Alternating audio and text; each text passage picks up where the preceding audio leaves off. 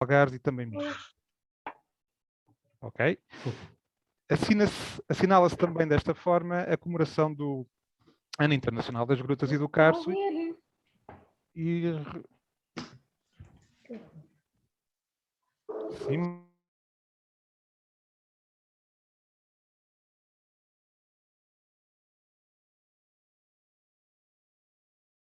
O Pedro, agora estás tu com o microfone desligado. Exatamente. Alguém A desativou. Inês desligou todos, ok, sem problema. Assinala-se também desta forma a comemoração do Ano Internacional das Grutas e do Carso e reforçando a importância de melhor conhecermos e protegermos estes recursos naturais de extrema importância. Para este ciclo de conversas, estaríamos hoje como convidados a Maria Luísa Rodrigues e o Carlos Silva, aos quais agradecemos desde já terem aceito este desafio, mas infelizmente a Maria Luísa Rodrigues está com problemas de saúde e não vai poder participar. Portanto, vamos ficar com o Carlos e desejamos as rápidas melhoras à Maria Luísa. O Carlos Silva é licenciado em Geografia, mestre em Geografia Física e doutor em Turismo, Lazer e Cultura no ramo do Património e Cultura pela Universidade de Coimbra. É membro integrado do Centro de Estudos de Geografia e Ordenamento do Território e do Centro de Estudos de Desenvolvimento de Turismo da Universidade da Maia. É docente da licenciatura e do mestrado em Turismo da Universidade, na Universidade da Maia. Tem dedicado parte da sua investigação aplicada ao maciço de Sicó, que conhece há várias dezenas de anos. Publicou desde 2014 3 livros sobre a temática de Sicó. Tem também publicado capítulos de livros sobre geomorfologia cultural, turismo, geoturismo e geopatrimónio e cultura no maciço de Sicó. Para além de investigador, o Carlos é também sócio do Grupo Proteção Sicó, aqui puxar um bocadinho a brasa à minha sardinha. Hoje o Carlos vem-nos falar sobre diversos aspectos relevantes da geomorfologia cultural no maciço calcário de Sicó, onde desde há dezenas de milhares de anos os seres humanos deixaram vestígios da sua existência através de manifestações que hoje consideramos como património cultural. Se surgir alguma dúvida ou questão no decorrer da apresentação, pedimos que a coloquem por escrito no bate-papo. No fim da apresentação, colocaremos as grutas e será aberta as perguntas e será aberta a discussão a todos os participantes. Passo a palavra ao Carlos. Inês, faz favor. Obrigado. Todas as grutas espetaculares. Precisam de ser abertas, não é? Eu acho que o Carlos saiu.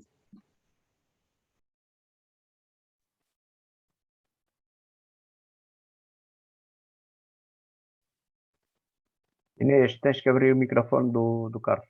Já está. Estão-me a ver? Estão-me a ouvir? Ok. Agora sim.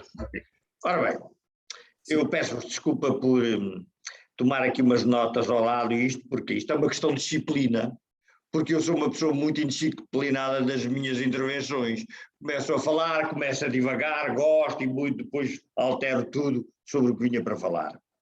Eu tenho aqui um conjunto de itens sobre os quais gostava de... Em primeiro lugar, boa noite a todos. O meu nome é Carlos Silva, já foi dito aí. Os meus agradecimentos à Federação Portuguesa de Espeleologia pelo convite para estar presente neste ciclo de conversas. Eu gosto, sobretudo, do conceito atribuído genericamente aos espeleólogos, que é o de os deo profundis. Fui ver que no entendimento da locação latina significa os do fundo do abismo. Eu não podia gostar mais do que esta. Os do fundo do abismo, em bom sentido, claro. São os homens do fundo do abismo. Os espeleólogos desempenham uma função relevante não só na exploração, conhecimento e investigação das cavidades subterrâneas, mas também cada vez mais na defesa e conservação do património natural e cultural numa perspectiva global. Aliás, a maior parte das intervenções que os meus amigos do GPS Pombal fazem neste momento é mais no sentido, para além da sua atividade como espeleólogos, é a pressão sobre os municípios para o respeito do património natural e cultural. E como são uma ONGA, Organização Governal não para o Ambiente, portanto têm, digamos assim, ou são respeitados por isso. São as duas únicas organizações que existem no maciço de Sicó, são o GPS e a Associação de Defesa do Património Cultural e Natural de Soro. Também é uma ONG. Gostaria, nesta minha intervenção, de vos apresentar algumas reflexões sobre os aspectos da geomorfologia cultural no maciço Sicó. Também podia falar sobre o maciço calcário extremeño, mas o maciço Sicó está mais no coração, é onde eu vou lá mais vezes. Ou seja, da relação dos seres humanos ao longo da história com as paisagens e as formas de relevo entendidas numa perspectiva muito genérica. A geomorfologia cultural tem muitas áreas de análise dos maciços calcários. Nesta conferência, vou abordar 2 exemplos da importância da hidrologia cárcica para o conhecimento do povoamento antigo deste maciço. Os maciços calcários, como todos sabem, são áreas muito repulsivas à colonização humana. Os solos são pobres, esqueléticos, pedregosos e muitas vezes declivosos. Nos locais de maior altitude, a existência de água a título permanente é muito escassa. Ela infiltra-se por fendas, falhas e fissuras, constituindo reservatórios subterrâneos em camadas impermeáveis. Esses reservatórios comunicam com o exterior da massa calcária através de condutas que dão lugar a nascentes, as insurgências cársicas, umas permanentes, outras temporárias. As insurgências cársicas têm em comum entre si uma resposta hidrológica, uma rápida resposta hidrológica quando a precipitação atmosférica é muito intensa e de curta duração. Exemplo das trovoadas de fim de verão e outras. Isto foi escrito antes de virem estas trovoadas de segunda-feira e terça. E encaixam-se aqui perfeitamente. Um dos casos mais estudados em Sicó é exemplificativo da situação descrita, é do rio Anço. Nasce na insurgência dos olhos da água do Anço, freguesia da Redinha e concelho de Pombal. O rio segue sensivelmente a direção para norte e noroeste e na povoação de Paleão, Sor, flete para o oeste da direção da vila de Sor, onde vem a desaguar no rio Arunca. Em situações de disparo hidrológico, este conceito de disparo não é propriamente um conceito geomorfológico, mas que nós tentamos demonstrar, demonstrar que em quedas de água muito grandes em curto espaço de tempo, passa-se praticamente de um caudal de 0 para um caudal de grande volume de água. Portanto, onde é que eu ia? O rio segue, portanto, em direção a Sor, onde vem desaguar no Arunca.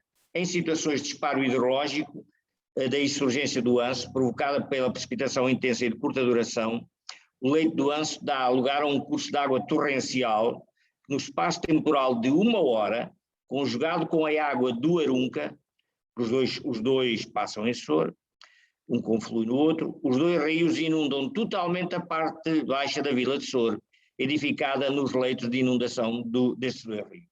Eu agora aqui ponho um à parte, que é, Sor localiza-se em linha reta a 13 km da nascente do Anço. Nesta segunda-feira, eu consultei os meus informadores lá de Sor. Nesta segunda-feira, dia 13 de setembro, 2 horas e meia depois de ter iniciado a chover intensamente, a Baixa de Sor estava submersa. 2 horas e meia. E permanecia ontem, terça-feira, ainda debaixo de um lençol de água. É interessante porque agora no dia 21 é a feira de São Mateus, que é a feira anual de Sor, provavelmente aquilo vai estar tudo cheio de lama. Em Sicó, todas as grandes insurgências, não esqueçam que a insurgência de água do Anço tem um caudal médio anual de 50 milhões de metros cúbicos. É assim qualquer coisa importante. E depois, se juntarmos as 7 insurgências que estão entre o Anço e o Arunca, 6 km a norte, mais a do Ourão, isto dá um volume de água muito grande.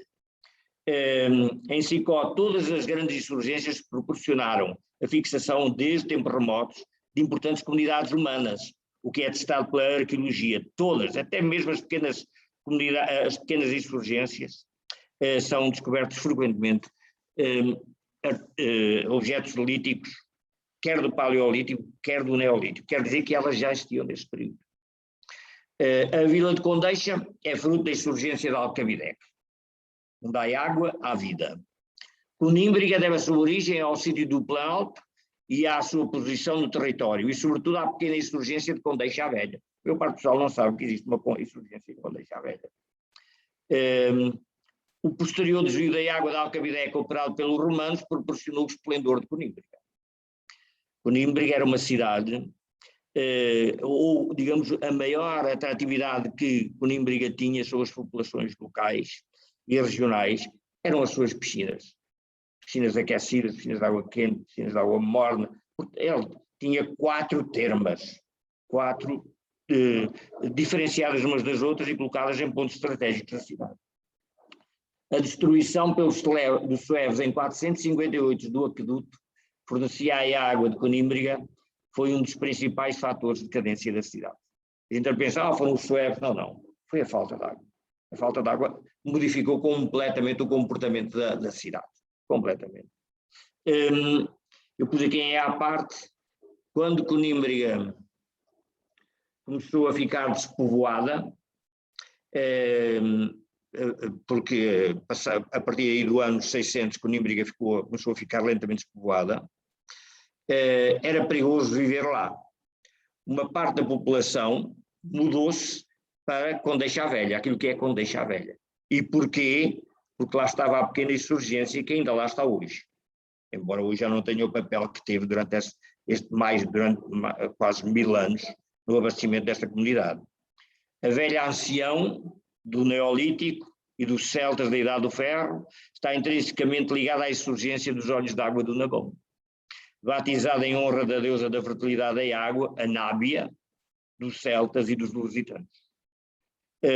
Esta deusa Nábia entra em muitos ritos, ainda hoje, dos cultos da fertilidade. Simplesmente a partir de uma determinada altura a Igreja não achou graça a que as populações, já em pleno cristianismo, adorassem ou fizessem rituais a uma deusa que não era cristã.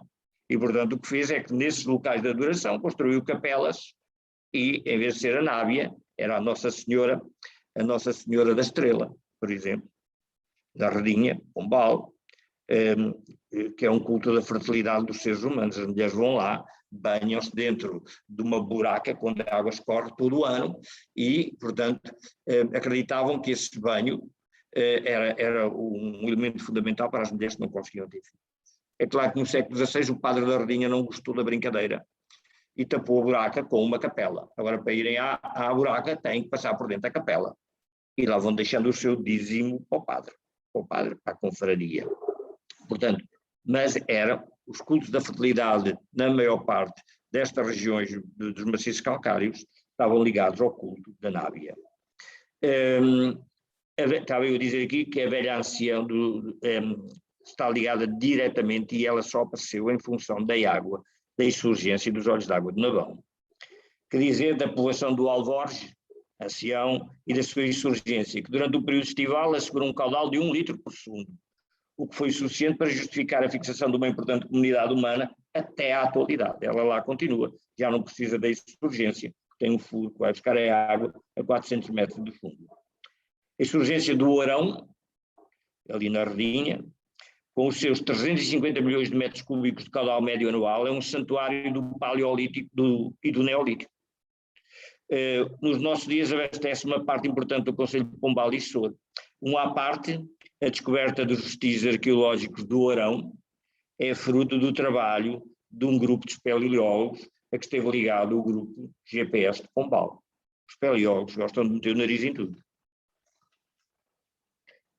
A povoação do Rabassal, no vale do mesmo nome, só pôde prosperar com a água da insurgência do Legacão. Mas nem só da água das insurgências vieram as populações no maciço calcário de Sicó ao longo de milhares de anos. A imigração dos povos continentais que decorreu ao longo do período do Bronze Final, no ocidente da península, levou a que as populações de Sicó se alcandurassem em povoados castreiros. Em Sicó há 32 povoados castreiros. Portanto, nós vemos que o Sicó não é muito grande, em 430 km². No entanto, só em montanhas, e às vezes numa montanha existem 2 povoados castreiros, um numa ponta e outro na outra, são o fruto, digamos, da instabilidade que os povos do leste europeu, principalmente esses que estão bem documentados, causaram e, portanto, as populações abandonaram as regiões planas e e subiram para esses montes.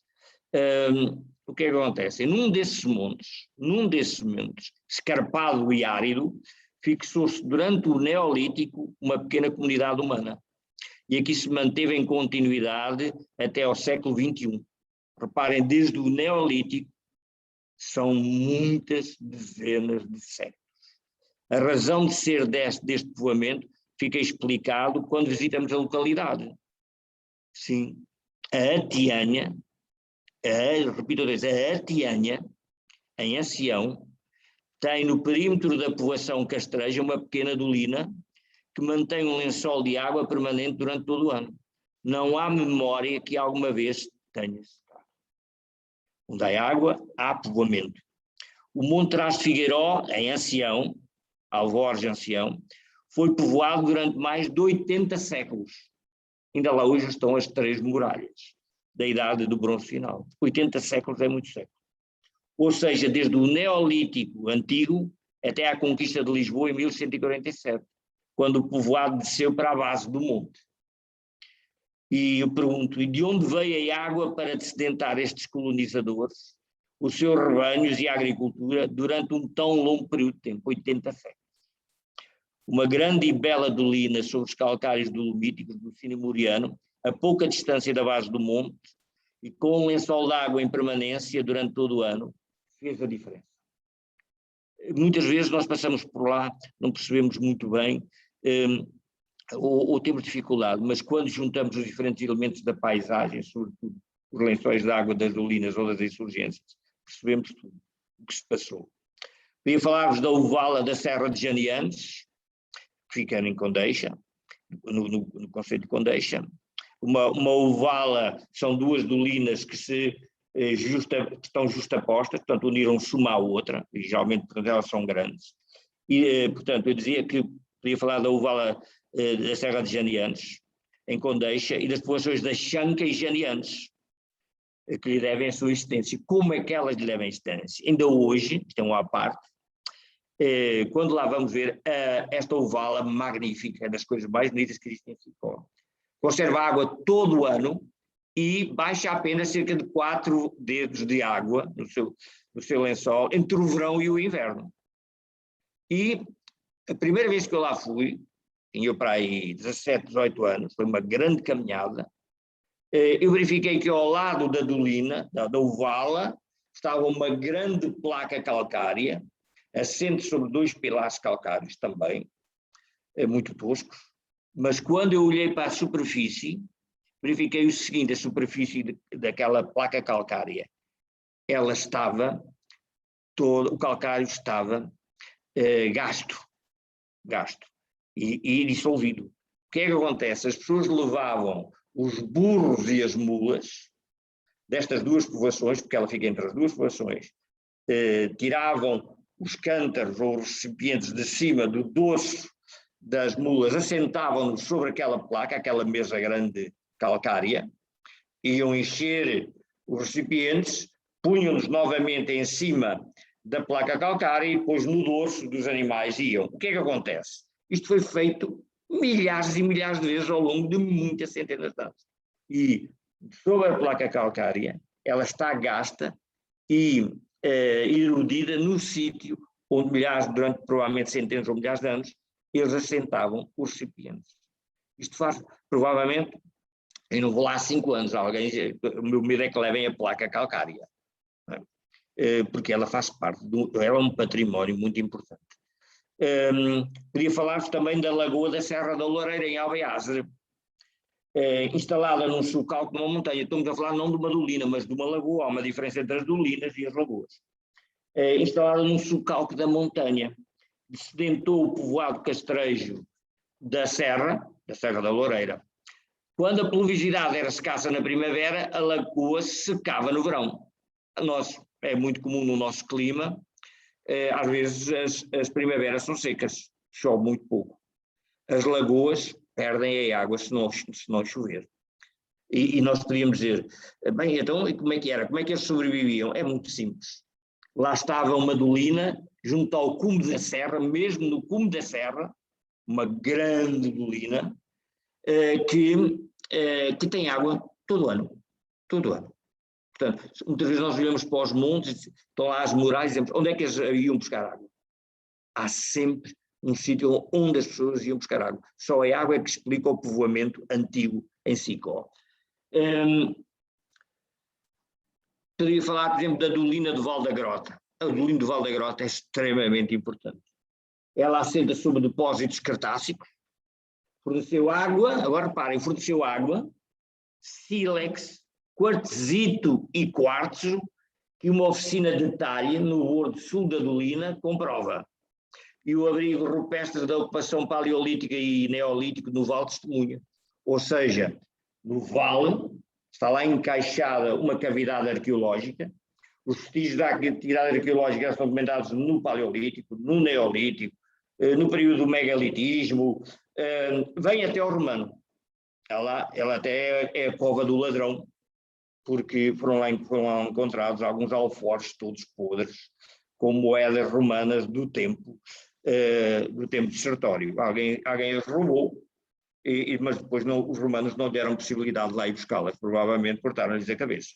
E elas lá ficaram até há poucas dezenas de anos. São muitos os exemplos, tornar-se fastidioso alongar-me. De qualquer forma, quero fazer aqui também uma à parte. A água, para além de um valor fundamental na vida das comunidades pré-históricas, tinha também um valor simbólico e religioso. E era utilizada também, como comprova uma descoberta feita pelos espeleólogos do GPS, já há uns anos largos, de Pombal, de uma ponta de lança de bronze de alvado longo, numa calha natural na gruta do Soprador de Carvalho, nas Ferrarias Penela. Também os restos mortais do seu proprietário lá estava, o que leva a supor que se tratava de um ritual funerário ligado às divindades aquáticas do bronze, chamado do bronze atlântico. Eu penso, não sei onde é que está esta lança, ela está documentada por todo lado. Um dos aspectos mais interessantes é que a lança, o bronze da lança, não é um bronze ibérico. O bronze daquela lança é da Bretanha francesa. Ou seja, quando nós pensamos na pré-história, pensamos sempre em indivíduos que vivem ali numas tribos, nos agregados familiares, e que vivem ali toda a vida. Isso não é verdade. Aquele indivíduo morreu, ele provavelmente veio de França e trouxe a sua lança consigo. Quando morreu, foi colocado dentro de uma gruta, a gruta de Soprador de Carvalho, o seu corpo foi libertado e a sua lança foi colocada ao lado, mas ficou presa. E também o próprio crânio dele estava entre duas rochas e as análises antropológicas verificaram que realmente era do período do bronze final. Relativamente a estas questões, os intérpretes da arqueologia, eu interesso muito pela arqueologia, sem ser arqueólogo, os intérpretes da arqueologia são os arqueólogos, mas a arqueologia é uma área de conhecimentos multidisciplinares. Perante a presença de vestígios arqueológicos, sejam eles povoados, sepulturas rupestres, andazimonias, manchas de ocupação, abrigos rupestres de caçadores ou outros, um geógrafo, e eu sou um geógrafo, pode e deve colocar várias questões ao território. A primeira e mais importante dessas questões é sempre onde é que naquele tempo estava a água? Onde é que estava a água? A resposta é quase sempre a mesma. Nos mesmos locais onde ainda hoje se encontra. Não houve alteração desde o Paleolítico final até aos nossos dias das fontes de água neste território cárcico.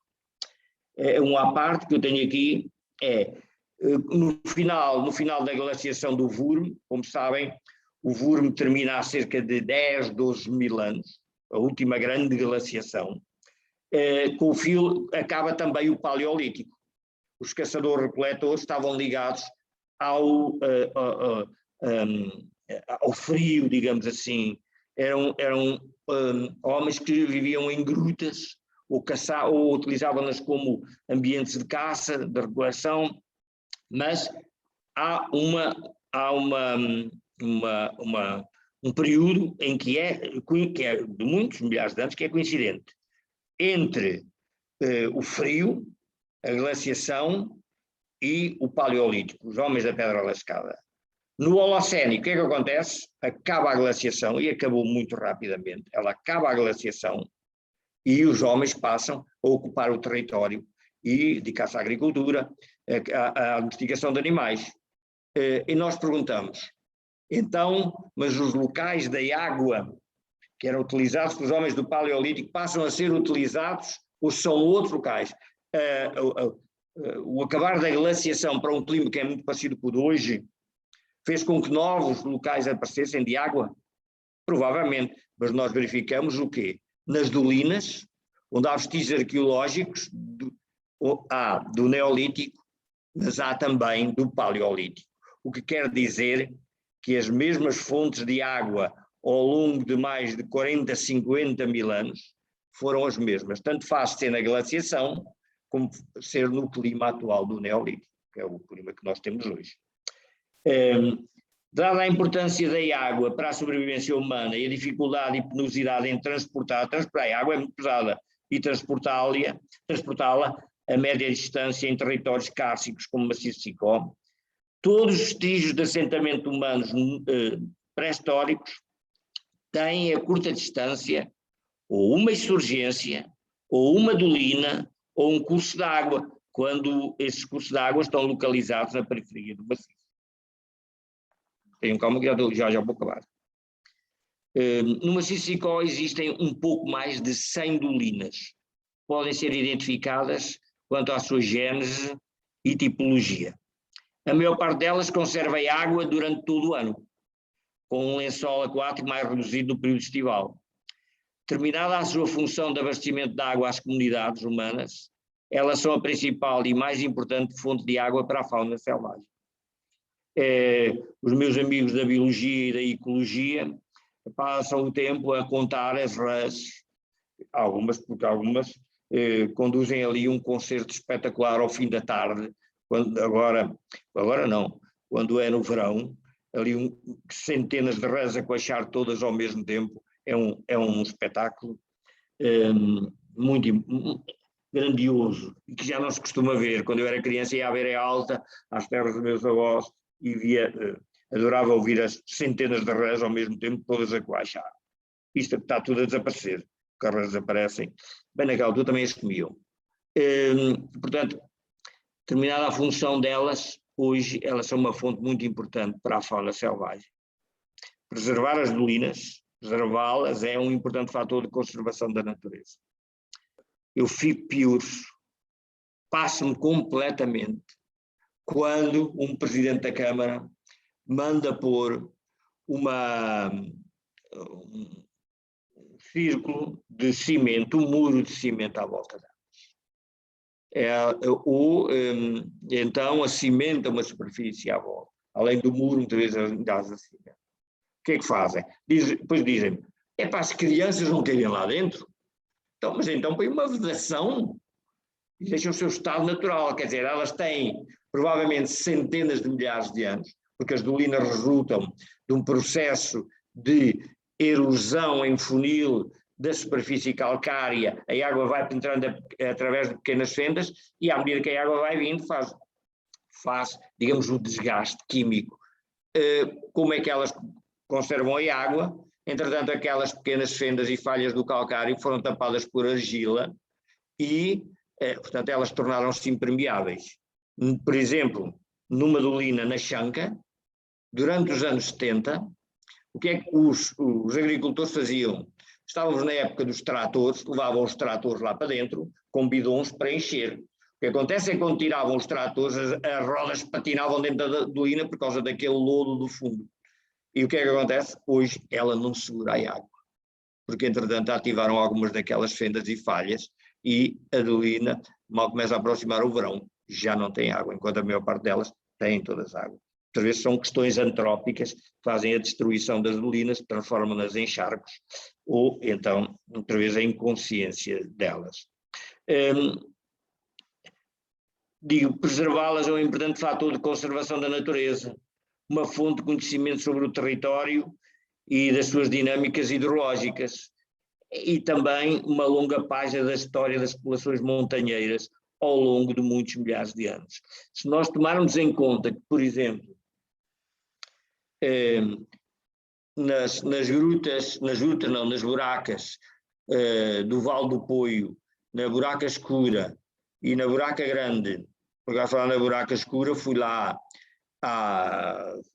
no dia 18, vai fazer um mês, no dia 18 de agosto, com uma equipa da Câmara de Pombal, não contratada pela Câmara de Pombal, para irem filmar a gruta. Ela está totalmente, a gruta não, a buraca, que é talvez uma das mais espetaculares em Portugal, com mais vestígios arqueológicos encontrados do Paleolítico e do Neolítico. Esses vestígios vão depois para o museu que estão a fazer, lá na população dos Poios. Parece-me que é um bom empreendimento, e fui com uma equipa de multimédia, de vídeo, para fazerem os filmes para cada um dos módulos. O que acontece é que chegámos lá, não se conseguia entrar porque as silvas taparam a entrada completamente. Como ela fica num lugar muito íngreme, na volta, o chão abateu, buraco que havia por baixo do caminho, e lá fiz eu um entorse com ruptura de ligamentos. Agora vou estar 3 meses sem lá ir, o que me custa bastante. Mas eu estava a dizer que, portanto, elas permitem o conhecimento sobre o território e das suas dinâmicas hidrológicas, e também uma longa página da história das populações montanheiras ao longo de muitos milhares de anos. Os arqueólogos funcionam muito em termos do achado em si próprio. A idade, os seus conteúdos, o que é que se pode explicar. Mas há coisas que estão para além disso. Por exemplo, vou usar agora já parei aqui com o discurso. Vou usar um exemplo. Muitos de vocês conhecem provavelmente as antas de Alveiás, do Ramalhal lá embaixo. As 3 antas que foram descobertas, foram escavadas. Eu perguntei sempre aos arqueólogos onde é que estava o povoado. Tinha que existir ali um povoado, que é uma zona plana. As antas estão no meio de um eucaliptal. São fabulosas, as antas. Atenção que elas têm mais de 7.000 anos. E não havia resposta. Claro que a resposta estava mesmo ali. Porquê é que eles foram fazer as antas? Porque ficavam, aquilo no fundo era um cemitério, e os cemitérios fazem-se perto das localidades. Tinha que haver ali uma localidade. Mas não foram encontrados vestígios arqueológicos. Qual é a localidade mais perto? É Rego da Murta, que fica aí a 400 metros. Mas, porque é que Rego da Murta se implantou naquele sítio? Porque há um ribeiro que tem água todo o ano. O ribeiro do Rego da Murta. Quer dizer, muitas vezes nós temos coisas muito simples. Perceber o território, compreendê-lo. Compreendendo o território, nós compreendemos a sua ocupação ao longo de milhares de anos. Por exemplo, é muito comum em Sicó haver uma povoação no cimo do monte, uma povoação da idade dos metais. O que significa é o seguinte: houve invasões sucessivas do território, as populações que viviam nas zonas planas subiram lá para cima, mas depois, passado um tempo, passado 1000 anos, e não, tiveram lá 300, 400 anos, desceram. Viveram cá em baixo durante 600, 1000 anos. Ao fim de 1000 anos voltaram para o mesmo. Há, digamos assim, uma estratificação da ocupação dos mesmos povoados. E isto porquê? Devido à instabilidade. Portanto, isto é muito comum. Muitas vezes isto levanta uma grande confusão. O mesmo povoado pode ser ocupado ou por povos diferentes ou pelas mesmas comunidades com centenas ou milhares de anos de diferença. Este é daquelas coisas que eu gosto de perceber. Reparem, por exemplo, outro exemplo, a Serra de Alveiás. A Serra de Alveiás é uma coisa fabulosa. Estão lá os aerogeradores, mas pronto. Ela é fabulosa. Tem a maior muralha da Europa da Idade do Bronze. A parte que ainda está, que ainda lá se encontra, porque eram duas, uma já veio para a encosta abaixo, a que lá está ainda tem cerca de 1250 metros. 1250 metros. E apesar de estar derrubada, ela quando estava na vertical, não é, nós não dizemos, mas aquilo era como os castelos, não, porque aquilo era pedra solta em cima de pedra solta. Em alguns sítios ela tinha 10 metros de altura. Mas a gente diz, mas vivia lá alguém todo o ano? Não. O que acontece é que eles fizeram lá as suas casas, fizeram até uma torre, estão lá os alicerces da torre, mas viviam cá em baixo, onde existia a água. É aí que eles tinham a sua agricultura. Mas, como a instabilidade era muito grande, e os que vinham diziam sempre, o que é meu e o que é vosso é nosso, eles imediatamente subiam lá para cima. Estavam lá o tempo que fosse preciso, porque havia lá uma pequena fonte de água, que é o Algar da Água. Não tem muita água, mas dá o suficiente para uma pequena comunidade conseguir lá sobreviver. Portanto, esta relação, que nós chamamos de geomorfologia cultural, quer da análise do ponto de vista arqueológico, porque a geomorfologia cultural continua ainda hoje a ser muito representativo. Por exemplo, quando um pastor na serra fazia uma casina, um abrigo de pastor, no fundo ele estava a utilizar os materiais de uma forma rudimentar. Essa é uma forma de geomorfologia cultural, é utilizar os materiais primários para um abrigo, que depois não dura muito tempo, dura 20, 30, 40 anos, está no chão outra vez. Portanto, esta relação primária com as formas de relevo, com a água, com a vegetação, olha os romanos que deram cabo dos nossos carvalhos certinhos, lá para aquecer as termas de Conímbria, devem ter devastaram as matas todas de carvalhos. Olha o século XIX que destruiu os restantes carvalhos cerquinhos para fazer as solipas para a CP. Quer dizer, há uma relação de utilização dos meios, muitas vezes ele é perene, outras vezes não. Felizmente que os carvalhos têm estado a recompor-se. E pronto, eu termino por aqui, senão já estão fartos de me ouvir. Enfim, eu sou assim, quando começo a falar, depois nunca mais me calam, tenho que começar, quando eu estiver convosco, dizer, pronto, ó professor, por hoje já ouvimos, está bem? E depois para a próxima contra o resto. É assim. Obrigado por me estarem a ouvir. Nada. Interessantíssimo e tenho pena de não estarem aqui muitos dos autarcas de Sicó, especificamente, neste caso, ainda mais numa altura, e os candidatos numa altura de eleições que eles deviam ouvir. Aliás, era um dos apontamentos que eu tenho aqui é precisamente, o Carlos falou da questão das bolinas e dos muros, eu podia falar também das limpezas que de vez em quando os autarcas e as juntas de freguesia se lembram de fazer e retirar a vegetação toda que está dentro das dolinas, e o que se nota a seguir é que a água fica barrenta até voltar a ter vegetação praticamente. Portanto, eles não entendem, existe aqui um grande déficit de conhecimento dos nossos autarcas e de quem gera os territórios, da importância destas questões da paisagem, da geomorfologia. E da sensibilidade. Até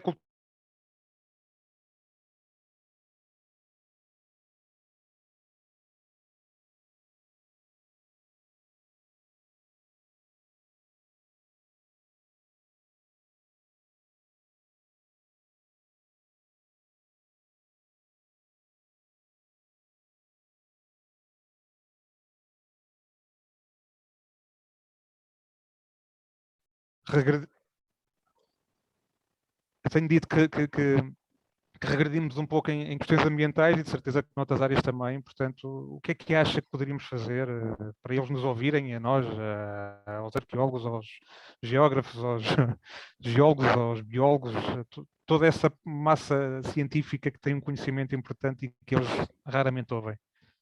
Olha, eu posso lhe dar uma resposta, fruto da minha própria experiência lidar com os políticos em Sicó, que é o seguinte: em 2012 eu consegui reunir na Redinha não todos os presidentes dos municípios, mas estava lá o secretário de Estado do Ambiente, estava lá o presidente da Comissão do Parlamento do Ambiente, portanto, presidente da Comissão de Ambiente do Parlamento, estavam lá muitas entidades.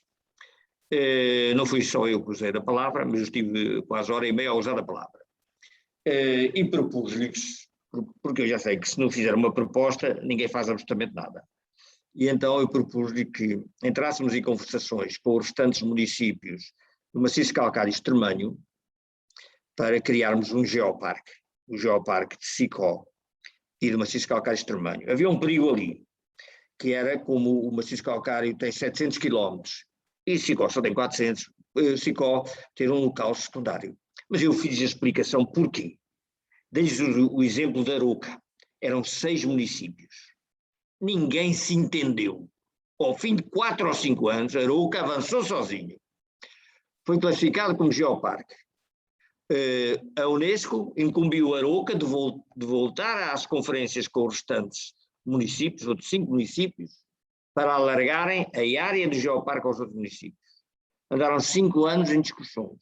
Um porque não achava que não se devia chamar Arouca, outro porque queria a sede no conceito dele, outro não sei o quê. Passou tudo, continua o Geoparque da Arouca, que engloba todo o município. No caso do que se passou ali. Publicaram-se artigos, tudo isto, a rapaziada dos partidos, de não sei quantos, publicaram que lá estavam, ficou tudo na mesma, tudo. Eu fui ao maciço calcário extremanho, a Porto Mós, aos municípios, olhavam para mim como se eu tivesse sido da Lua, fosse um ser astral que vinha para ali com umas teorias completamente irrealistas. Agora reparem o que é que nada se fez. Agora já há 6 ou 7 geoparques em Portugal. Toda a gente quer um geoparque. Porquê? Ter uma área de paisagem protegida, ter um parque natural, bem, isso é tudo muito importante, mas é em termos de conservação da natureza. Os parques nacionais, as áreas classificadas não estão vocacionadas para o turismo. Claro que também aceitam o turismo com condicionalismos. É a proteção da natureza. O que é que os geoparques fizeram? Os geoparques, por isso, simplesmente fizeram isto. Associa-se a conservação da natureza ao turismo de natureza, ao geoturismo. Vamos englobar a cultura local e vamos diversificar. Eu até criei um termo que publiquei agora num livro, que há um novo conceito de geoturismo, que é o geoturismo cultural. Ou seja, é a miscigenação, porque tudo é cultural, a miscigenação entre o património natural, sobretudo o de características geológicas e geomorfológicas, com a cultura humana, os monumentos, o património construído. Olhem em Arouca, o Museu das Trilobites, lá em cima na serra, as pessoas até podem visitar a torre, vão lá ver as pedras parideiras, vão ver a cascata, quer dizer, e vêm cá embaixo ver o museu, o convento, o grande convento de Arouca, quer dizer, os parques naturais não podem fazer isso. Toda a gente neste momento quer um geoparque. Chegámos ao ponto de a Figueira da Foz queria classificar a Serra da Boa Viagem como geoparque. Fez a candidatura, veio embora, mandaram-lhe embora porque disseram que a área não era suficiente. Então o que é que fizeram? Agora juntaram-se a Mira e juntaram-se mais a Penacova e vão construir um geoparque cujo conteúdo é assim muito duvidoso. Mas toda a gente quer um geoparque agora. Nós temos aqui 2 grandes maciços, Sicó e o maciço calcário extremanho. Ninguém chega a acordo. Ninguém, até se recusam a falar uns com os outros. Porque lá embaixo do maciço calcário extremanho então ainda é pior. Ainda é pior aqui do que no Sicó. Para conseguir levar a que os municípios de Sicó foi a forma mais simples, de criarem a forma mais simples que existe, área de paisagem protegida. Levaram, foi desde 2000, eu apertei tanto com eles, tanto, façam o que quiserem, ponham isto como uma área de paisagem protegida. E lá foram eles para a paisagem protegida. Agora o problema é que estão a criar todos os condicionalismos, mas, atenção, pelo menos um dos, penso que vai ser o futuro, não vou dizer qual é, presidente destas eleições da autarquia dele, já estivemos a discutir e a debater o que é que há para fazer em Sicó, pelo menos no município dele, e ele quer avançar. Carlos Silva, vamos nos reunir, vamos tratar estes temas, eu vou avançar com isto. Vamos ter uma nova perspectiva no meu conselho.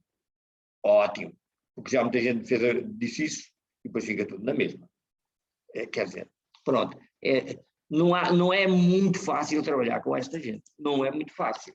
Eu uma vez disse a um deles, porque é que o senhor, nas reuniões das terras de Sicó, que reúnem-se mensalmente, não propõe isto e aquilo era fundamental, não sei o quê. E ele disse assim, você acha que vale a pena? Ou se só eu levantar o dedo para fazermos e os outros todos a olhar para a parede? Não. Houve um deles que chegou a dizer ao outro, não sei porque é que andas a levantar os muros de pedra, qualquer dia está tudo no chão, para quê? Deixa estar tudo conforme está, gastas menos dinheiro. Então está bem. Quer dizer, há uma insensibilidade. As pessoas podem ter convicções políticas para governar o seu conselho, mas têm uma insensibilidade relativamente ao património natural e cultural. Olha os moinhos. Uma vez, na Serra de Janianas, no concelho de Condeixa, eu sabia que estava lá um moinho todo podre, há muitos anos. Foi a minha mulher, que nós passamos lá muito jeep, andamos sempre por ali, a ver se há uma coisa diferente, e a minha mulher disse, está ali uma placa nova, grande, a indicar moinho de vento. Epá, eu disse, desde a última vez fizeram recuperaram um moinho de vento. Cheguei lá, um moinho de vento, estava todo podre, não é mesmo? Mas tinha uma placa nova a dizer moinho de vento.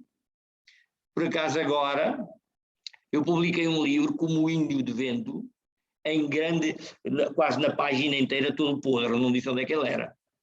É só para as pessoas. Bem, entretanto, passado 3 meses, o Presidente da Câmara comprou o terreno onde está o moinho e agora estão a recuperá-lo.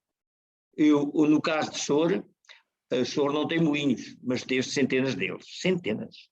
O único vestígio de um como é que se chama? Cabeça da Corte. É um lugar espetacular, com uma visão deslumbrante. Eu perguntei a um habitante se tinham tido ali um moinho. Ele disse, sim, estão ali os vestígios dele. Eu vou falar com o Presidente da Câmara. O Presidente da Câmara foi lá, mas chegou à conclusão que aquilo faz parte de um pequeno terreno que tem 20 metros quadrados e é particular, e portanto se é particular ele não tem que restaurar o moinho. Quer dizer, comprar um terreno de 20 metros quadrados que não vale nada em plena serra, num sítio de uma agricultura, não há nada, e não pode comprar um terreno de 20 metros quadrados na serra para restaurar o moinho, ao menos ter um moinho. Eu, por exemplo, adoro vir à Acião e ir lá ao Mirador do Anjo da Guarda, como lhe chamam, da Serra da Portela, e uma vez por mês os miúdos vão lá, a Câmara faz o moinho girar, vai lá, quer dizer, destrancam, e vai lá um funcionário da Câmara pôr o moinho a circular ao vento, os miúdos vêm a fazer o milho, cada um leva uma saquinha pequenina de farinha de milho para casa, ficam todos contentes. Aqueles miúdos vão ficar tão sensibilizados, que quando forem adultos lá irão ver o moinho, e provavelmente se alguém tentar destruir o moinho ou deixá-lo, eles vão ter uma opinião sobre isso. É preciso sensibilizar os jovens. Mas é muito difícil. Um pequeno passo que se dê em Sicó é um passo gigante. As pessoas não têm sensibilidade. É muito difícil. Se soubesse, às vezes a minha mulher diz, deixa-te disso, pá. Porque é que tu andas sempre a chatear os gajos? Eles já não te podem ver. Eu sou educado, atenção. Eu só lhes chamo a atenção para como é possível valorizar o território, o seu património cultural, natural. Está bem, está. Bom, enfim. Desculpe lá, que está bem quando eu começo a falar. Obrigado. Imagino que deve saber bem quem é que é esse candidato que referiu e também a esperança também é que começa a mudar algumas mentalidades aqui. Claro, é possível. Alguém com questões? Pois não, mas eu só queria deixar aqui um apontamentozinho. Antes de mais agradecer ao Carlos pela apresentação, foi espetacular. Realmente é uma visão que se calhar poucas pessoas têm sobre os patrimónios naturais e culturais das localidades. Relativamente a esta questão que falou agora em último lugar da criação da tal associação intermunicipal na zona onde eu vivo, em Valongo, junto do Porto, houve uma situação semelhante já há cerca de 40 anos, uma tentativa de criarem uma associação intermunicipal de forma a proteger aqui um conjunto de serras dos 3 municípios. Eu conheço as serras muito bem. Exato. Serras de Valongo, conheço muito bem. São Serras de Exato. Cortesito, eu conheço. Pronto, nós trabalhamos também muito aqui na área também da espeleologia, nós estamos aqui, mas no entanto houve uma tentativa há cerca de 40 anos de se fazer essa associação e só recentemente é que ela foi feita, portanto, e realmente durante estes 40 anos as vontades são muitas e são muito dispares, depende da cor política e só conseguiram agora efetivamente porque eram só 3 municípios e os 3 da mesma cor política. Porque Exatamente, não se tenho não dúvida. for, Nada, se não for é muito difícil. uns bloqueiam os outros. É que eu conheço. Toda a gente conhecia das riquezas, toda a gente, digamos, concordava, só que trabalhar em conjunto é muito difícil. Não quero desanimar aí. Falo que eu dou-lhe um exemplo agora atual desta semana. O Val das Buracas do Casmilo, provavelmente a maior parte de vocês conhecem. Metade é de Soura, a parte sul, sudoeste, as buracas grandes, aquelas todas enfileiradas, são de Soura. A divisória passa no tal Vego do Val, portanto, no fundo do Val. A parte mais alta, que só tem 2 ou 3 buracos, tem lá uma grande, é de Condeixa.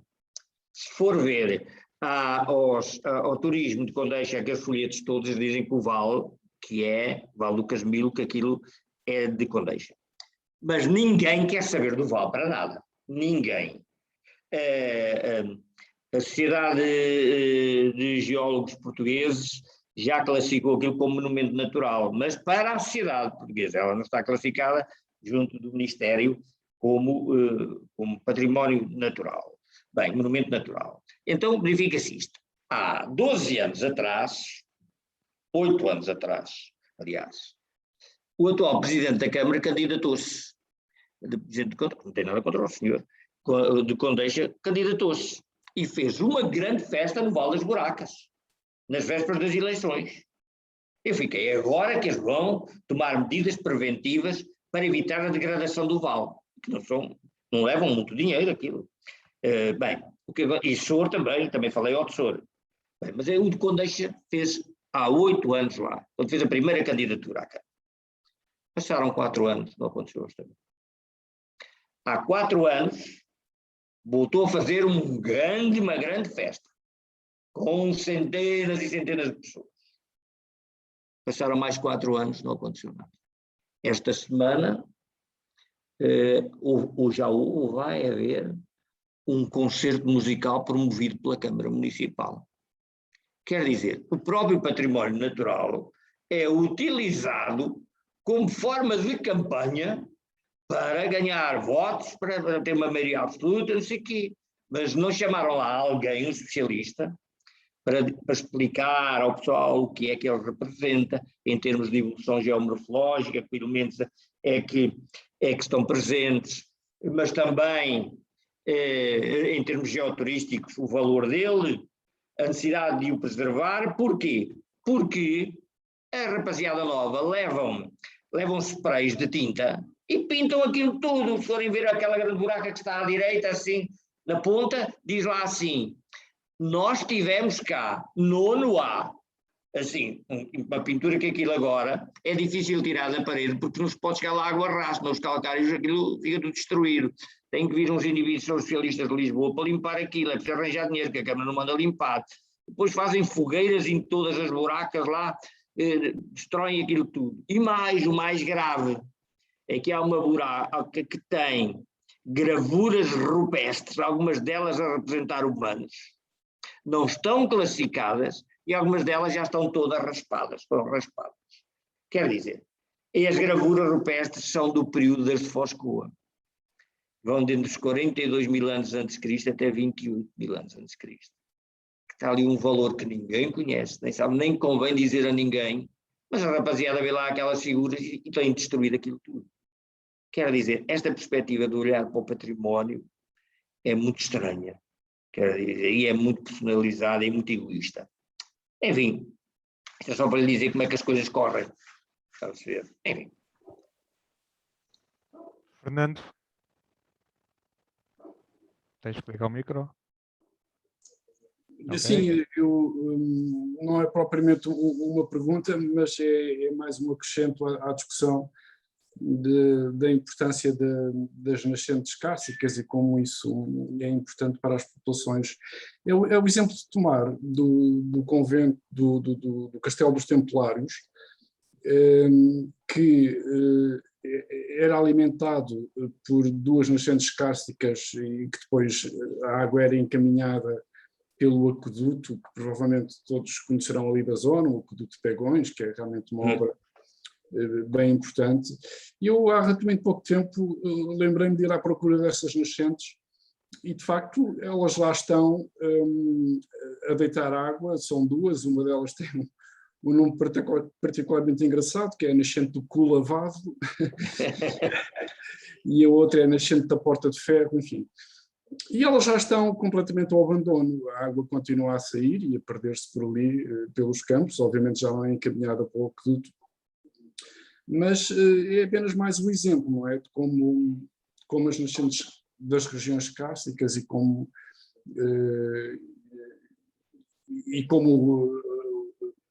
digamos, a utilização humana da água dependia, como ainda hoje depende, em muitos aspectos, das nascentes próximas. Era só este o comentário e referindo mais uma vez a questão de que as nascentes de facto estão lá, mas aquilo está tudo completamente ao abandono. Não é? Não há dúvida absolutamente nada. Olha, o exemplo do Arão é uma coisa espetacular. O Arão é uma grande nascente de água. Para além da água que está à superfície, que brota para um grande lago, depois aquilo tem ali uma, 2, 3, 4, 5, 6 casas de bombeamento de água que vão buscá-lo a 40, 50 metros e depois abastece a serra toda do concelho de Soura.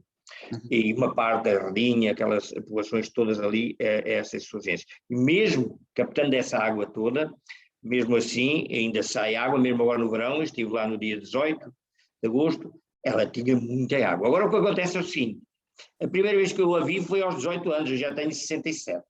Não há nenhum que eu não vá por lá tirar uma fotografia, tenho fotografias dos anos a quase todas. E como aquilo tem uma casa senhorial que está totalmente abandonada em ruínas, e lá tem a entrada dela, e tem um moinho de água e tem um moinho de vento. Portanto, a casa é do século XVII, início do século XVII.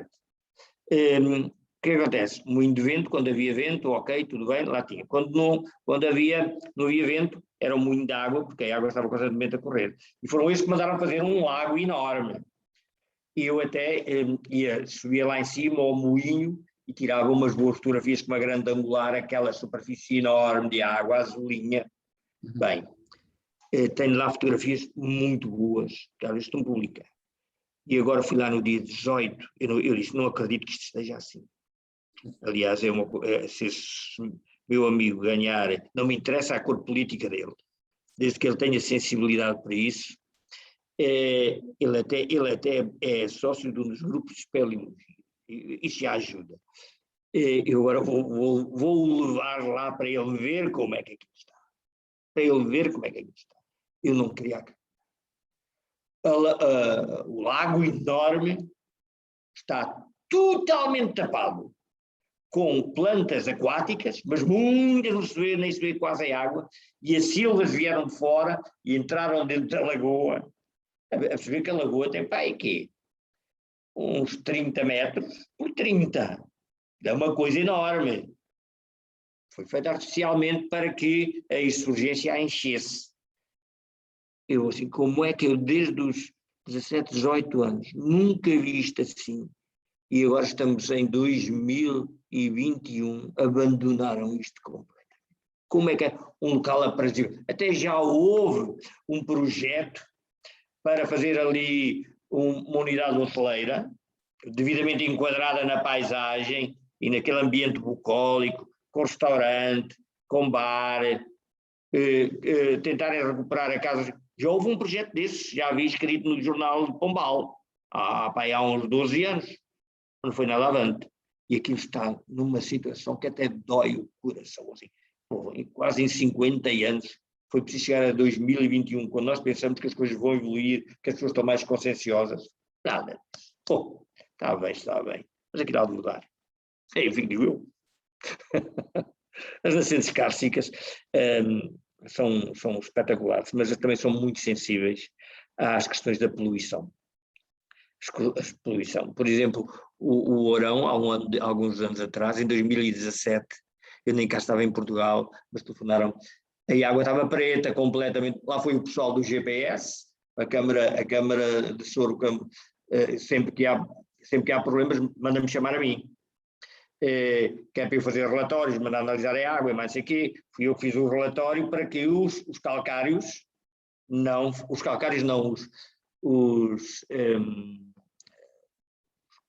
as argilas brancas, esquece o nome, os caulinos, não fossem explorados no Conceito de Soro. Eu, claro, o Presidente da Câmara e o grupo lá de Soro que lutaram por isso, conseguimos, fui à Assembleia da República, deram-me 10 minutos para falar e eu estive meia hora a falar na Assembleia da República, para lhes mostrar a destruição que eles iam fazer, com explorações de 200 hectares, abrir buracos com 200 hectares. Nós sabemos o que é que eles fazem, tiram e depois nunca tapam. Por todo o país é assim a exploração dos caulinos. Representam um perigo enorme, ficam ali uns buracões enormes, para além da poluição que aquele pó faz, o perigo nas estradas, com a água, mas consegui, e então eles chamam-me sempre que há um problema. E eu, por acaso, estava cá em Portugal, e o pessoal do GPS contactou comigo, o Sérgio Medeiros, que está cá, acho eu, é que disse, o Presidente da Câmara chamou-nos lá, mas nós dissemos que vocês não estavam cá, e disse, mas a gente rascou a situação. O que acontece? Eu, por acaso, nem sabia que ainda existiam aí os lagares de azeitona. Os lagares de azeitona estavam a largar água na serra, uns lagares que lá há, na serra para um algar. Estavam a despejar lá aquilo tudo. E a água estava já cá embaixo, já podre ali no Ourão. E depois, repara, aquela água vai para ir para os campos fora, para o rio até Soro. A água do Anjo estava preta. Quer dizer, essas questões ainda são muito prementes e muito frequentes. O largar o lixo nos algarves, o pessoal do GPS também, de vez em quando andam lá a limpá-los, mais a Guarda Republicana, quer dizer, as áreas kársticas são muito, muito sensíveis, porque as coisas não escorrem à superfície, vai tudo lá para baixo, mas contaminam os aquíferos, contaminam aquilo tudo. Enfim, vamos vivendo. Obrigado. Manel?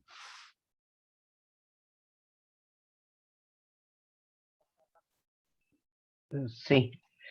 Também era só para dar aqui agradecer ao Dr. Carlos a sua presença aqui Obrigado. nestas conferências. Foi muito interessante estar a ouvi-lo ao fim destes anos todos, mais uma vez. E temos estado aqui a falar um bocado sobre Ourém e já agora tinha aqui uma nota para lhe dizer que a primeira vez que eu fui a Ourão foi em 12, está quase a fazer anos, ou já fez anos agora. Foi no dia 12 de setembro de 1900. Onde é que tu estás? Que eu agora perdi-me. Mas foi para aí de 86, não estou em erro. Foi para aí por essa. Não, está aqui. 1980. 82. E já nessa altura, eu estava com mais dois, que eu estava com o Francisco Altaveiga e com o João Pupo. O João Pupo, que é sobrinho dos donos de Ourão.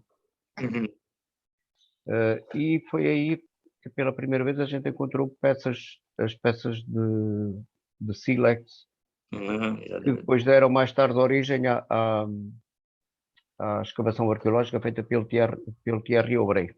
Sim. E portanto era só para dizer que, só para juntar essa nota de que, portanto, isto já de 82 que havia conhecimento de que aquilo ali tinha referências arqueológicas. E lembro-me que isso durante muitos anos nunca andou para a frente. O assunto, nós tentamos entregar esse assunto da arqueologia aqui na Universidade de Coimbra, mas ninguém, aqui em Coimbra só se falava em romano. Ninguém quis saber dos sílex que lá apareciam. Isso acabou por ser entregue a um arqueólogo do Porto, o arqueólogo Pedro Jorge, acho que é assim que ele se chama, que mais tarde passou essa informação ao Thierry, e o Thierry é que foi lá fazer essa... Exatamente, sim. Exatamente. Pronto.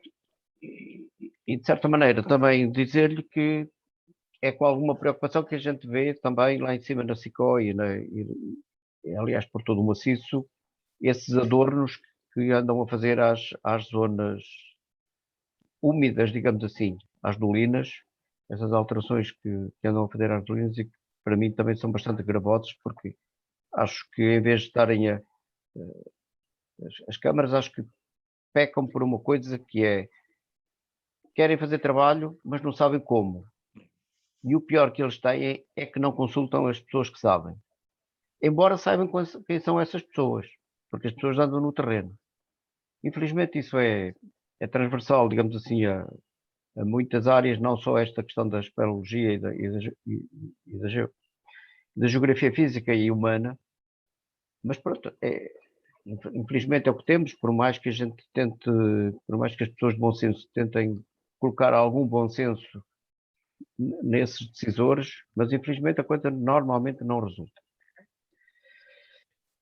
E pronto, e para já fico por aqui. No âmbito das suas palavras, eu vou-lhe contar uma pequenina história, e todos, esta é delirante. Porque eu tenho muita experiência nisto, porque a pessoa deve ser a pessoa que mais os chateia, de uma forma educada, claro, Sim. mas que os pressiona. E então, no Conselho de Sor, há uma localidade chamada Quatro Lagoas. Exatamente. Quatro Lagoas, e a Quatro Lagoas, pelo menos no século XII, já era Quatro Lagoas, porque a água era importante e as populações fixaram-se ali nas Quatro Lagoas, que existiam Quatro Lagoas. E há uns 10 anos atrás, até foi a minha mulher que perguntou, e vai assim, falta aqui uma lagoa, só cá estão 3. Falta agora 4 lagoas.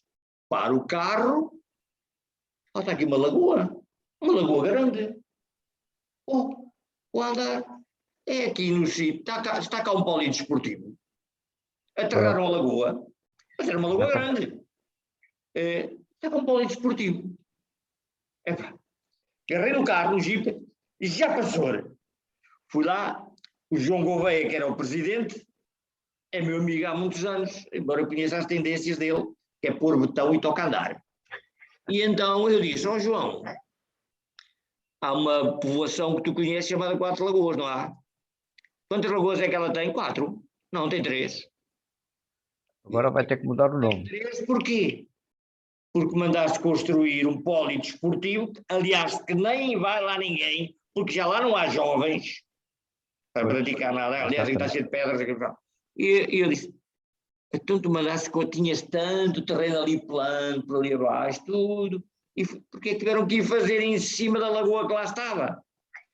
Opa, disseram que aquilo era um charco. Era um charco. Então já sempre cheio de água, que tem lá 2 lagoas grandes e 2 pequenas foram fazer em cima de uma das grandes. E eu vou assim, agora sabes o que é que fazes? Agarras num documento, mandas para a Comissão Nacional de Toponímia a dizer que as 4 lagoas, que já têm o nome pelo menos desde o século XII, agora passam a chamar-se 3 lagoas. Pois. Eu vi para mim assim, vamos resolver o problema. Não, 3 lagoas e um pavilhão desportivo. Exatamente. E ele então vai assim, não há problemas. Carlos, a gente vamos lá os dois, não há problemas. Eu vou mandar arrancar aquilo tudo e fazer lá um lago. Pois. Assim, agora não é um lago natural, isso é um lago para os patos, pá. Já não é um lago natural. E agora o que é que eu hei de fazer? Olha, evitar que outras situações destas aconteçam. Minimamente. Desculpa, vejam lá, esta malta, pá, não sabe nada, pá, não coisa, por que tu não ias lá ver, pá? Nem sequer lá fui, foram lá os indivíduos da topografia, foram lá os engenheiros, sabes que os engenheiros querem é betão, pá, determinar tudo. E lá estão, uma desapareceu, agora são 3 lagoas. É só para lhes dizer como é que isto funciona. Eles nem sequer têm consciência de que as coisas acontecem. O que é lamentável é que as pessoas que estão nesses cargos autárquicos, que deviam ter formação, e se não têm formação para estar nesses cargos, deviam ter consultores para consultar quando não sabem das coisas. Mas isso é uma coisa que não se vê em Portugal. Isso não dá votos, Manel? Pois, eu sei que Claro. Bom, mas claro, talvez isso é assim. Sabe, para os conselhos, há 3 conselhos em Sicó que são Condeixa, Sor e Pombal. Tem uma parte do território no maciço, Sicó, e tem outra parte para o ocidente da Estrada Nacional do IC2. Exatamente. Pronto, o que é que acontece? Para eles gastar dinheiro na serra é uma chatice, que são poucas pessoas, têm poucos votos lá, uma obrazita custa muito dinheiro, eles evitam, quer dizer, se eles pudessem, eles libertavam a parte da serra todos, estes 3 conselhos, libertavam a parte da serra e ficavam só com a parte do plano cá para baixo, a parte da Suíça Calabriana, cá para baixo. Não, isto é assim. E eles agora estão a fazer, ainda não foi aprovada, a área de paisagem protegida, e eu falei com o Presidente da Câmara, porque o projeto inicial apanhava as duas freguesias, Tapeus e Pombalinho, de Sor, mas depois, o que é que acontece? Terminava ali, mas Sor tem ainda uma grande superfície para o ocidente, que vai até Alfarelos. Apanha o Planalto de Berride, apanha as falhas tectónicas ali de Sor e o anticlinal da Cabeça Gorda, tem ali os gessos, tem ali os carvões minerais, tem ali um cavalgamento que é uma coisa impressionante. Eu até já disse que você podia fazer aqui um parque geológico ou geomorfológico. E, portanto, eu propus, ou você não quer incluir na área de paisagem protegida, não é o conceito todo de Sor, mas uma mancha do conceito de Sor. Ainda por cima tem 3 nascentes termais, a Azanha, o Icanho, tem ali, e tem lá e engloba também uma área protegida, que é um Paulo, que é o Paulo da Madrid. E eu disse, arranjamos aqui uma mancha e vamos englobar, porque isto não são as estradas que marcam as áreas protegidas. Se há uma parte que interessa do seu concelho, fiz-me o parecer, fiz aquilo, fartei-me de trabalhar naquilo, documentei aquilo com os geólogos, fiz aqui um relatório enorme para que aquela parte do Conselho de Sor fosse englobada. Tivemos aí uma reunião com ele e ele disse, não pode ser. Então agora acha que se os outros conselhos não vêm para cá, porque é que o senhor há de ser? Ele é que devia-se vender. Eu disse, os outros conselhos quando deixam de ter nada que parece para lá, para cá desta. E Pombal também não. É eucaliptagem, não tem mais nada. Pois. Ele disse, não pode ser, ficamos assim que é melhor. Eu disse-lhe assim, olha, se o senhor propusesse fazer aqui um parque natural, uma área de paisagem protegida, só no Conselho de Sor, no total do Conselho, era aprovada. Era aprovada lá para o Ministério.